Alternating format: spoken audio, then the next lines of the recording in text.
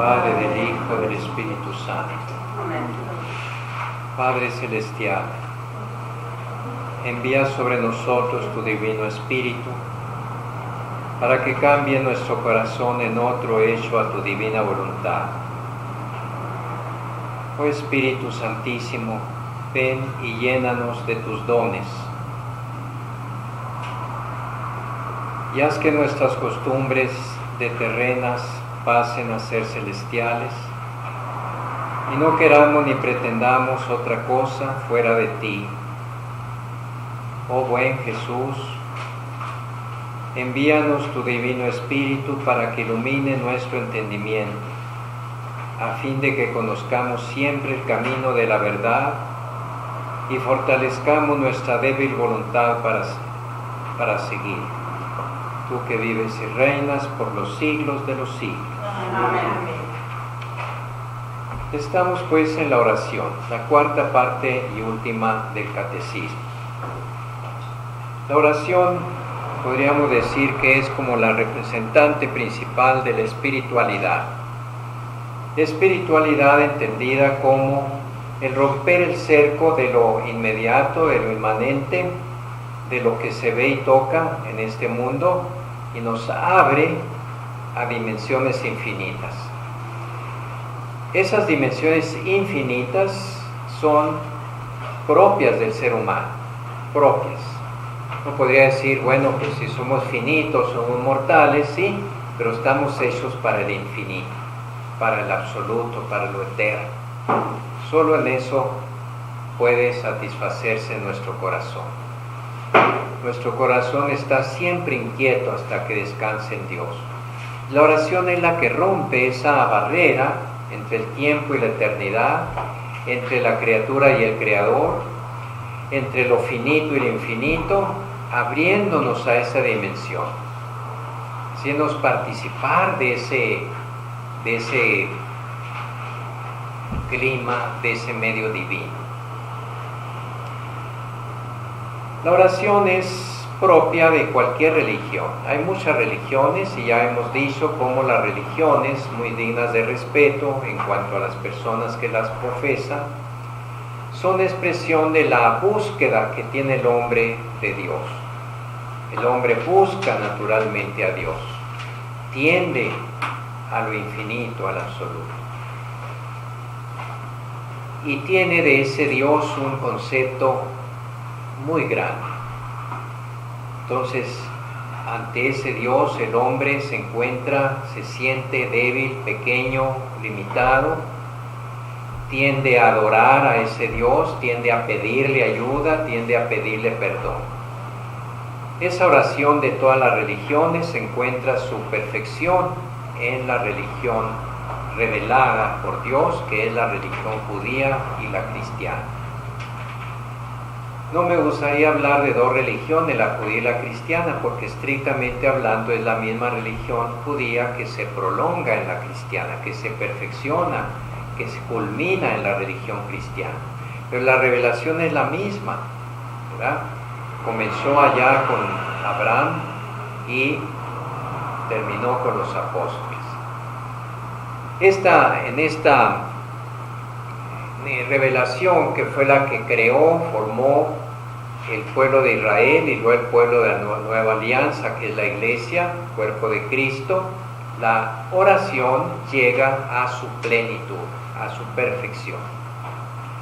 Y ya decíamos que la oración cristiana es la oración de Cristo, porque es una relación filial, es ver a Dios como nuestro Padre, y el que lo ve como su Padre es Cristo, y nosotros asumimos esa filiación divina en Cristo.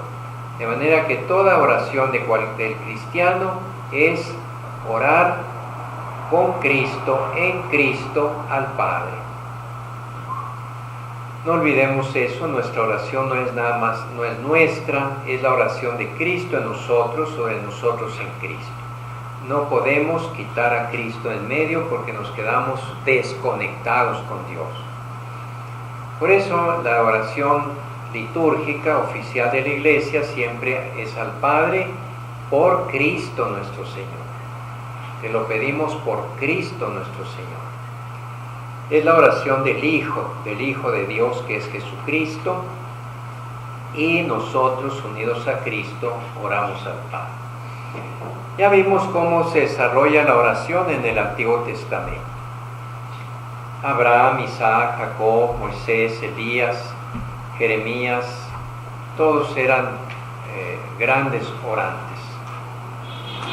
Pero esa oración llega a su culminación en Jesucristo, que de una manera natural o connatural hay entre Él y el Padre Dios una relación íntima, intensa, constante, habitual. De manera que Jesús, en su humanidad, en su naturaleza humana, sentía el impulso y la necesidad constante de hablar con su Padre Dios. Y cada vez, como hombre, fue tomando más y más conciencia de esa filiación divina que él tenía como por ser Dios y de esa relación con su Padre. Los apóstoles, a ver a Cristo que oraba, que se retiraba con frecuencia a la soledad, le dicen: enséñanos a orar.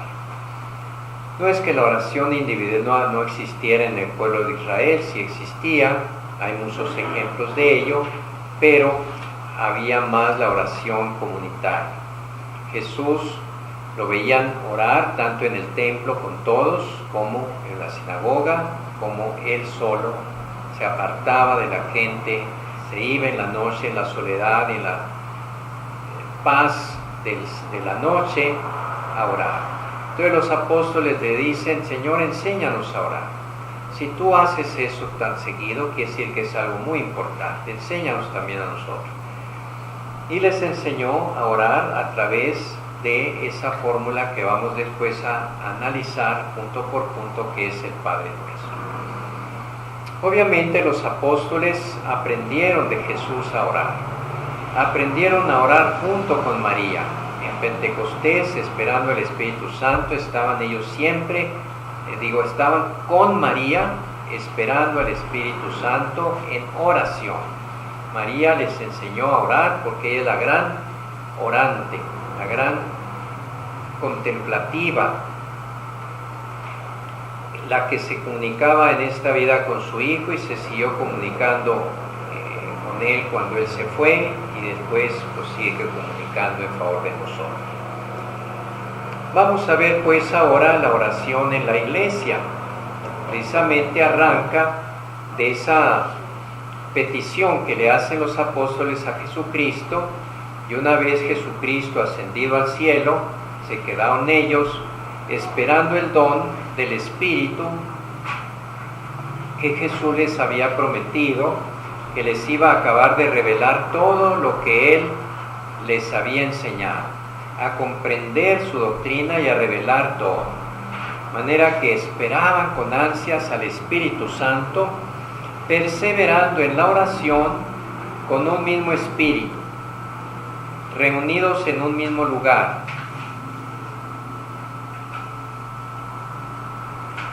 Después de Pentecostés, los apóstoles comenzaron a formar comunidades cristianas, venidas del judaísmo y del paganismo.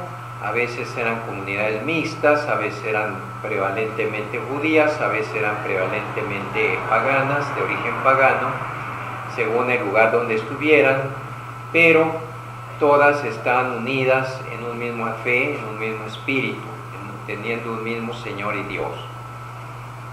Y nos dice los Hechos de los Apóstoles que los creyentes en la primera comunidad cristiana en Jerusalén acudían asiduamente a las enseñanzas de los apóstoles, a la comunión, a la fracción del pan y a las oraciones. Lo mismo que hacemos nosotros principalmente los domingos. Vamos a la iglesia, vamos a misa, a escuchar las enseñanzas de los apóstoles, que son las Sagradas Escrituras, se explican, se adaptan o aplican a la vida actual. A la comunión, aquí se refiere a comunión de corazones, se refiere a la unidad que hay entre los cristianos, que nos unimos, y eso hay que subrayarlo y vivirlo mejor cada vez, porque la misa y la comunidad cristiana está indisolublemente unida a la caridad con el prójimo, especialmente con los más pobres. Hay pequeños gestos, por aquí en San Lorenzo, pues la colecta misma está a disposición de los necesidades más urgentes, pero además los fieles, como en muchas otras iglesias, pues traen su despensa para compartirla con sus hermanos más pobres. ¿Cuántas familias pues se benefician de esa caridad que está unida precisamente a la misa? Hemos escuchado la palabra de Dios, nos ha exhortado a la caridad, a vivir como hermanos, a preocuparnos unos con otros, y cómo olvidar que muchos de esos otros pues están careciendo de lo más necesario. O también en situaciones de especial desgracia, como esto que ha sucedido en el sureste o en el sur, de terremotos y huracanes, pues acudimos a ellos con nuestra ayuda. Esa era la comunión. La fracción del pan. Con esta expresión se indica lo que hizo Jesús. En la última cena Jesús tomó el pan, lo partió, la fracción del pan, lo partió y se lo dio diciendo: tomen y coman, esto es mi cuerpo, esta es mi sangre, después de darle la copa de vino. Por eso se llamó la misa en un principio, o es uno de sus nombres bíblicos, la fracción del pan. El pan se parte, el pan que se parte es el cuerpo de Cristo. Y las oraciones, ¿verdad? Todo eso es un espíritu de oración.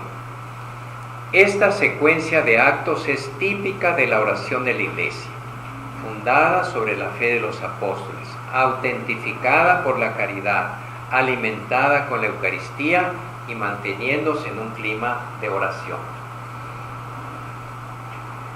Porque obviamente la misa pues es todo estar delante de Dios. La misa es ante todo un acto de adoración a Dios, de alabanza a Dios. Podría ser una misa de San Lorenzo, una misa de Santa Clara, una misa de San Francisco, una misa, sí, es en recuerdo de ellos o en agradecimiento de ellos, pero la misa en sí es un acto de adoración exclusivo a Dios, y ese acto de adoración ya en sí es una oración muy bella, y la misa pues está llena de oraciones, obviamente. Estas oraciones son en primer lugar las que los fieles escuchan y leen en la Sagrada Escritura, pero la actualizan especialmente en los salmos a partir de su cumplimiento en Cristo. O sea, para nosotros los salmos tienen un nuevo sentido porque siempre estamos pensando cómo se cumple en Cristo lo que dicen los salmos.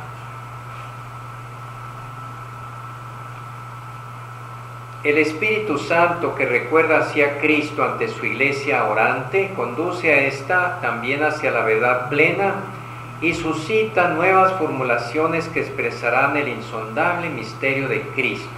O sea, la iglesia no se reduce a repetir los salmos ni las oraciones que vienen en la Biblia, sino ella misma crea oraciones. Esas oraciones que crean, que formulan por sí misma la iglesia, son de dos clases. La oración litúrgica, que es oración oficial de la iglesia, que está plasmada en los sacramentos, y la oración de cualquiera de nosotros. La oración que hacemos todos los días, ya sea que repitamos un Padre Nuestro, una Ave María, o ya sea que le digamos a Dios: te alabo, te bendigo, te amo, ayúdame, muchas gracias. Todo eso es oración. Incluso extendemos nuestra oración a través de muchas expresiones que nos ayudan a mantener viva la presencia de Dios en nuestra vida, o expresiones que desgraciadamente se están perdiendo y que son expresión de una época en que había una fe más fuerte. Ustedes me ayudarán a decir algunas. Cuando decimos, ¿cómo te ha ido? Pues bien, gracias a Dios. Hasta mañana, si Dios es servido. Que Dios te bendiga.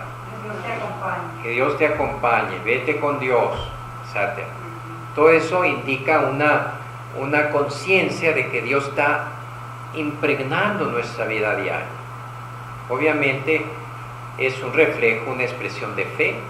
Precisamente mientras más se enfría la fe y desaparece en la gente, desaparecen esas expresiones.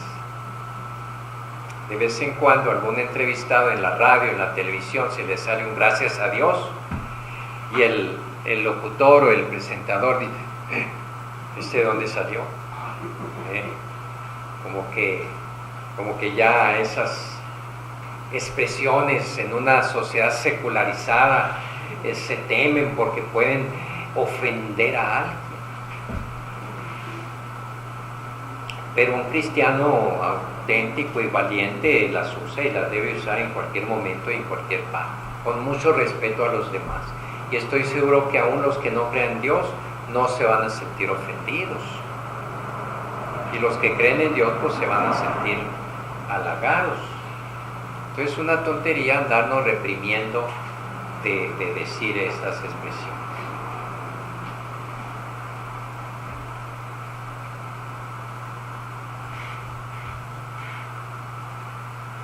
Estas formulaciones que la Iglesia va creando se desarrollan en las grandes tradiciones litúrgicas y espirituales. O sea que la misa la estableció Jesucristo con los elementos esenciales y fundamentales, que es su palabra, que después se extiende a nosotros a través de las enseñanzas de las cartas y todo de los apóstoles, la oración sacerdotal que Jesús dijo en la última cena, la entrega del pan y del vino como cuerpo y sangre suyos, pero después esos elementos fundamentales se engarzaron, así como se engarza una piedra preciosa dentro de un collar o de una pulsera. Ya saben lo que es engarzar, es colocar esas perlas en una armazón para que estén unidas, para que poderlas lucir. Bien, pues esas partes fundamentales de la misa que estableció Jesús, la Iglesia las fue engarzando en diferentes ritos o diferentes ceremonias según la cultura, según el idioma y el tiempo en el que nacieron. De ahí nació el rito romano, porque ese se desarrolló en Roma, el rito griego, porque se desarrolló en el mundo griego, el rito siro-malabar, siro-malancár, el rito antioqueño, porque como es el rito maronita es parte del rito antioqueño, de Antioquía, etc. Si ustedes van a misa a diferentes ritos, pues las ven diferentes. Incluso en las dos formas del rito romano, que es la del rito ordinario, que es la que usamos en español, y del rito latino, que es la que usamos en latín, que le llamamos misa tridentina o de San Pío V, ya se notan las diferencias. Y si vamos a la misa maronita, hay otras diferencias. Y si vamos a una misa griega o copta de Egipto, etc., hay diferencias. Pero siempre la esencia, la sustancia es la que dijimos aquí. Escuchar la palabra de Dios, unirnos en caridad como hermanos, recibir a Cristo en la Eucaristía, en el cuerpo y sangre, y todo en medio de oraciones y alabanzas. Eso en cualquier rito.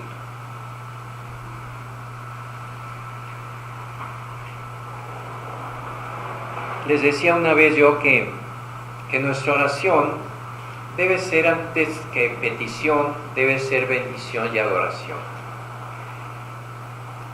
Hay que superar esa actitud de que siempre estamos pidiendo. Al contrario, hay que decirle a Dios, ¿qué me pides? ¿Qué me pides? Yo te lo doy. Si me ayudas con tu gracia, yo te doy lo que me pidas. O sea, ponernos a su servicio. No tratar de poner siempre a Dios a nuestro servicio. No buscar los consuelos de Dios, sino a Dios de los consuelos, como decía Santa Teresa.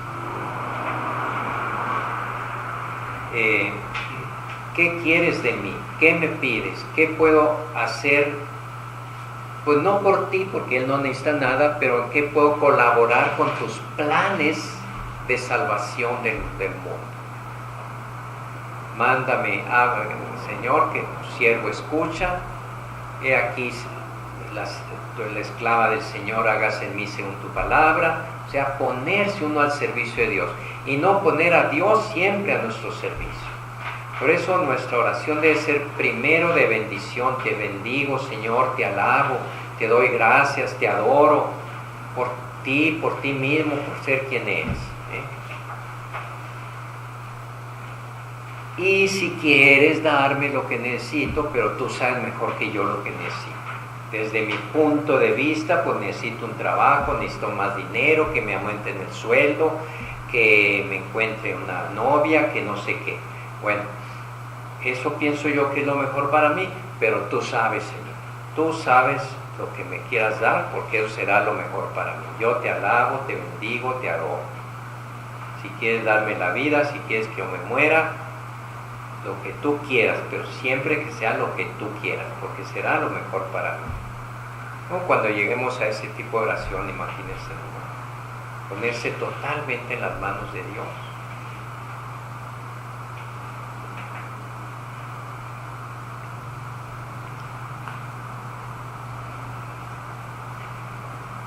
La bendición expresa el movimiento de fondo de la oración cristiana. Es encuentro de Dios con el hombre. En ella, Dios bendice al hombre y la bendición de Dios para el hombre es beneficio, gracia, protección. Por eso cuando decimos que Dios te bendiga, ¿qué le queremos decir? Pues que Dios te dé lo mejor, que Dios te proteja, que Dios te ayude y te ilumine y todo lo que quieran ustedes. Pero también nosotros podemos bendecir a Dios, no dándole lo que a Él le falta, sino alabándolo y reconociendo su grandeza. Y así en ese sentido decimos, bendito sea Dios, bendito sea su santo nombre, bendito sea Jesucristo en el Santísimo Sacramento del altar. Hay culturas que afortunadamente en México, con tanta lacra y maldad que tenemos, no tenemos esa, que es la blasfemia. En México no se usa la blasfemia. La blasfemia es algo absolutamente espantoso. Es dirigir contra Dios un insulto. Contra Cristo, contra la Virgen, contra los santos, contra los sacramentos, un insulto. Dicen, no sé si será cierto, que aquí, desde que llegaron los españoles que blasfemaban hasta más no poder, Hernán Cortés les marcó el alto. Aquí el que blasfeme le voy a cortar la lengua. No sé si diría eso, pero lo voy a castigar. Pues, el caso es que aquí, a pesar de ser herederos de una cultura española, no hay blasfemia. Y en el finales del siglo XIX, al extenderse en Europa mucho, en Italia y en España, las blasfemias, la Iglesia nos ordenó rezar esa cadena de bendiciones, que decimos sobre todo en la bendición con el Santísimo. Bendito sea Dios, bendito su santo nombre, bendito Jesucristo, el Espíritu Santo, etc. Son bendiciones. Ellos lo maldicen a Dios, yo lo voy a bendecir. Eso era lo que quería decir la Iglesia. Por cada maldición yo voy a bendecir a Dios. O sea, reconocer que Él y que sus obras y sus criaturas son grandes. Dos formas fundamentales expresan este movimiento. Como les decía, la oración que sube, llevada por el Espíritu Santo por medio de Cristo hacia el Padre. Nosotros bendecimos a Dios porque Él antes nos ha bendecido. O bien implora la gracia del Espíritu que por medio de Cristo desciende de junto al Padre. Es Él que nos bendice. Todo esto se puede expresar también con el verbo adorar. La adoración, que es un acto de culto exclusivamente a Dios, porque es el reconocimiento de la absoluta soberanía de Dios y de la pequeñez o de la condición de criatura nuestra limitada frente a Dios. Entonces la criatura se siente envuelta en un clima de respeto frente al Creador infinito y lo adora. Como Pedro, cuando la pesca milagrosa que le dijo a Jesús, vio de repente el poder de Dios en Jesús y dijo: apártate de mí, Señor, no soy digno de estar delante de ti, porque soy un pecador. Y todos aquellos que se postraban delante de Jesús, como Santo Tomás, reconociendo en él la misma presencia de Dios en forma visible, en forma encarnada. La adoración, pues, es el reconocimiento de la absoluta superioridad de Dios sobre mí, sobre toda la creación, sobre todo el universo.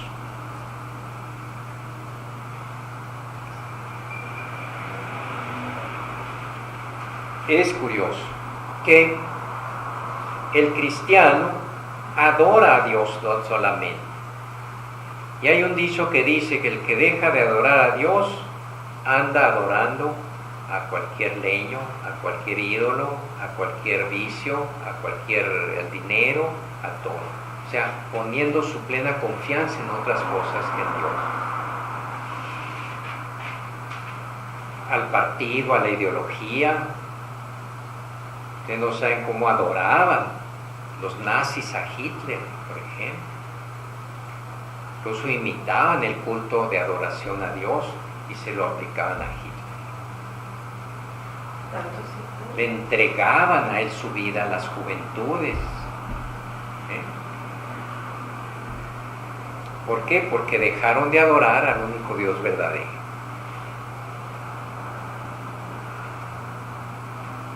Nosotros podemos tener veneración, respeto, podemos incluso inclinarnos a besarle al anillo al obispo, podemos rezar a la Virgen y bendecirla, la veneramos y reconocemos en todo eso la obra de Dios, pero la adoración solo a Dios, porque la adoración es reconocer el absoluto de Dios, y el absoluto no puede ser más que un solo Dios. No puede haber dos dioses absolutos, porque entonces uno ya no sería absoluto porque el otro también es absoluto.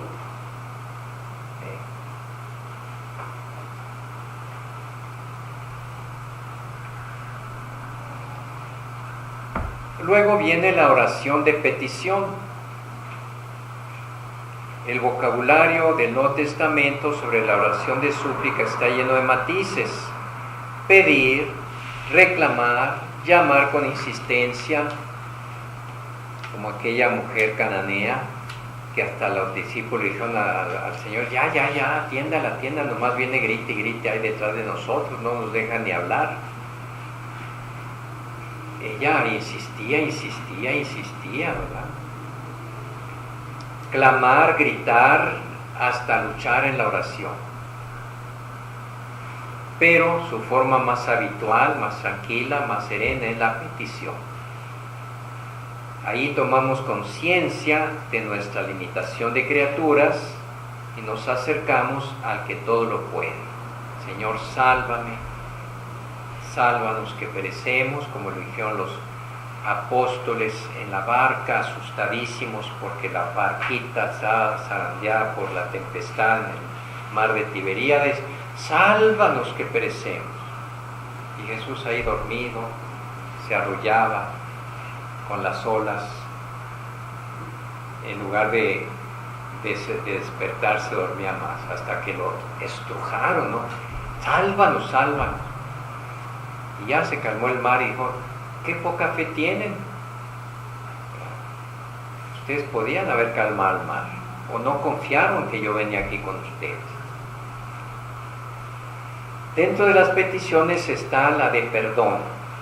Igual, si somos limitados, somos pecadores, que es una limitación muy grande nuestra, y entonces ante el que es santidad absoluta e infinita, nos sentimos indignos como Pedro y le decimos, perdónanos, Señor. Es el comienzo de una oración justa y pura. Es la oración de la humildad.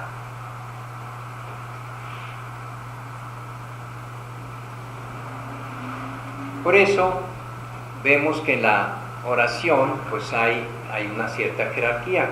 Habíamos hablado primero de alabanza, de adoración y de petición de perdón. Pero siempre hay que comenzar con la alabanza, con la acción de gracias.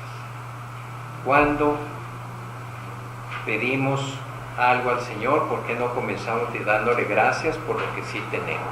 ¿Verdad? Y eso sería una actitud muy sana, porque nos fijaríamos no solo en lo malo o en lo que no tenemos, sino en lo que sí tenemos. Luego viene la oración de intercesión. El único y verdadero intercesor es Jesucristo. Intercesión es mediación. El que intercede por alguien frente a alguien grande. Si nosotros mismos le pedimos a Dios sus dones y sus gracias, otro puede pedir a Dios por nosotros. Bueno, el que pide a Dios por nosotros es ante todo Jesucristo.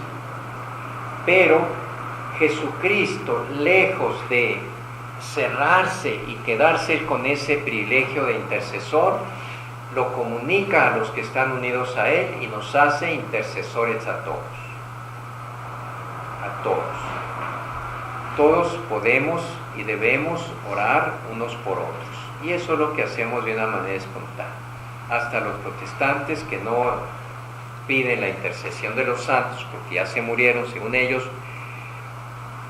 ya no oyen ni ven, pero aquí en la tierra sí piden unos por otros. O sea, sí usan la oración de intercesión, aunque no de los santos ni de la Biblia.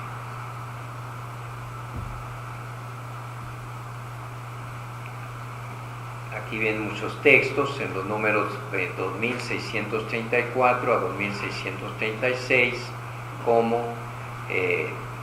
los apóstoles, las primeras comunidades y los apóstoles invitaban a interceder. Por ejemplo, el apóstol Pablo hace participar a las primeras comunidades en su ministerio del Evangelio. Él intercede por las comunidades. La intercesión de los cristianos no conoce fronteras, es por todos los hombres, por todos los constituidos en autoridad, por los perseguidores, por la salvación de los que rechazan el Evangelio. Ahí están los textos para que ustedes los vean. Otra oración de mucha calidad, de mucha categoría, es la acción de gracias. Es la que alabó Jesús en aquel leproso, que fue el único de los 10 que volvió a darle gracias por haberlo curado de la lepra. ¿Cuántas veces le damos gracias a Dios por una cosa que nos ha dado? Sí, ya dijimos que tenemos ese hábito los católicos, y especialmente en México, decir gracias a Dios. Eso es algo maravilloso, gracias a Dios. ¿Cómo te fue del examen? Bien, gracias a Dios. ¿Cómo te fue con el médico en el examen que te fue? Me salí bien, gracias a Dios. Ojalá también cuando salgamos mal digamos, gracias Señor, tú sabes por qué y qué bien me tienes a mí reservado a través de ese paso tan extraño.